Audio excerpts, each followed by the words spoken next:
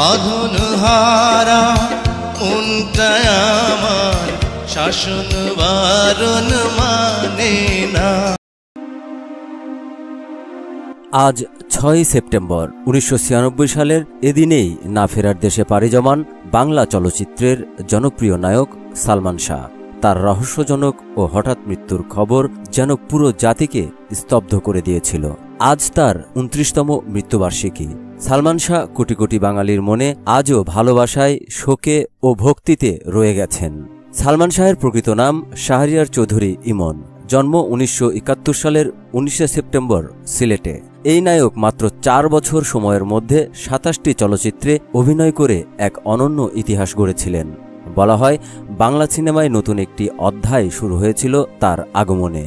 সালমান শাহ অভিনীত কেয়ামত থেকে কেয়ামত, তোমাকে চাই, স্বপ্নের ঠিকানা, অন্তরে অন্তরে, দেনমোহর, প্রিয়জন সহ একের পর এক হিট সিনেমা উপহার দিয়ে দর্শকদের হৃদয়ে চিরস্থায়ী জায়গা করে নিয়েছিলেন তিনি।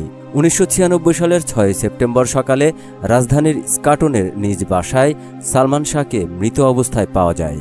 শুরুতে তার মৃত্যুকে আত্মহত্যা হিসেবে প্রচার করা হয়েছিল। তারপরেও এ মৃত্যু ঘিরে তৈরি হয় নানা প্রশ্ন ও রহস্য। এখন পর্যন্ত তা নিয়ে নানা বিতর্ক, তদন্ত ও আইনি লড়াই চলেছে। কিন্তু তার প্রকৃত মৃত্যুর কারণ আজও পরিষ্কার নয়। তার অকালে চলে যাওয়া দেশের চলচ্চিত্রের অগ্রযাত্রায় এক বিরাট শূন্যতা তৈরি করে। আজও ইউটিউবে তার সিনেমা মিলিয়ন মিলিয়ন মানুষ দেখেন।